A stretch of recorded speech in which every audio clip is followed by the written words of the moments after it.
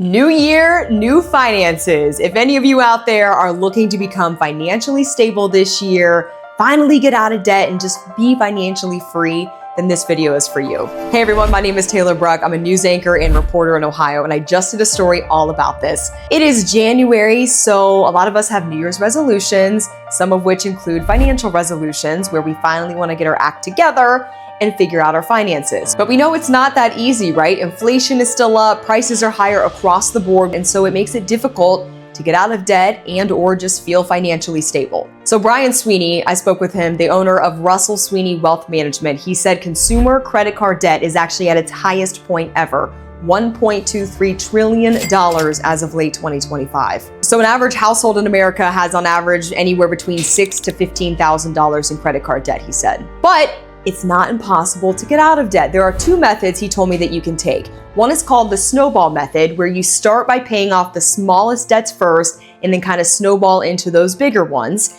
The second method is called the Avalanche method, and this is where you're going to pay the highest interest rate down first and then work your way down. So if you have, say, a credit card that maybe has 20 or 25% interest rate, but you have other cards that have introductory rates maybe at 10 or 12 or 15%, you would want to pay the one that has the highest rate first. So either of those approaches are really good. It's just a matter of doing it consistently. So Brian wrote a whole book all about becoming financially free and stable called Free Lunch Money, where he talks about the three pillars of being financially free. So the first one, he said, is earn. You have to make money to then do the second one, which is save, to then do the third one, which is invest. So if you are living paycheck to paycheck right now, he said the best thing you can do is try to get a side hustle, maybe a second job if possible, or talk to your boss about working toward a promotion. You want to find ways to try to have as much money coming in as possible.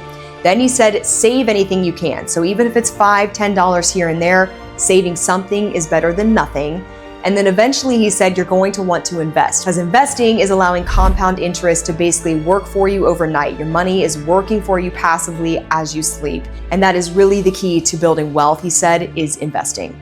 So some baby steps to get there, right? He said, be honest with yourself. Really, truly be honest with how much you're spending, where you're spending it, track your spending, and then create a realistic budget for you to stick to or for you and your family to stick with. There are also many free apps out there that you can use to track your spending. If you don't have focus, you have nothing.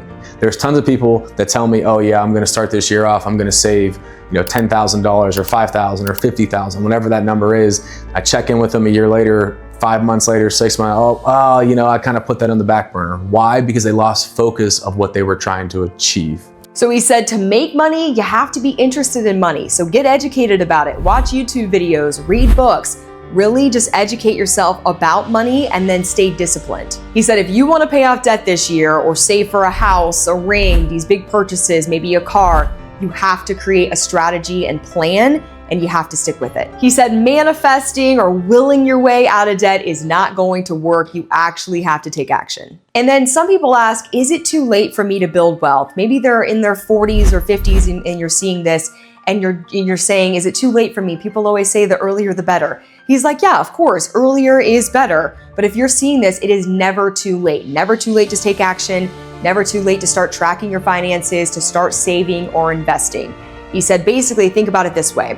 He works with clients that have at least $1 million in the bank account to manage, right? But he said a lot of his clients were not born into wealth. They implemented these strategies and have built wealth over time. So he said, for instance, a lot of people don't have anything to their name in their 20s and 30s, but then when they get to their 40s or 50s, maybe they land a really good job, it pays really well, and they take action then to save a lot of that money and start investing a lot of that money, and you can build wealth quickly. So if you're watching this and you feel behind, he said, do not feel behind. Everyone is on their own path and journey. You can do it, right? Just take action now. Start investing, start saving what you can, maybe try to start earning more money. And once you have more money coming in, start putting more of it away, right? It can happen at any time. So best of luck to you all. I hope you get to pay off your debt this year. I hope you get to buy that dream car or house that you've been wanting. You can do it. I'm rooting for you. If this helped you in any way, please like, share, and subscribe if you're on YouTube. And I will see you in the next video.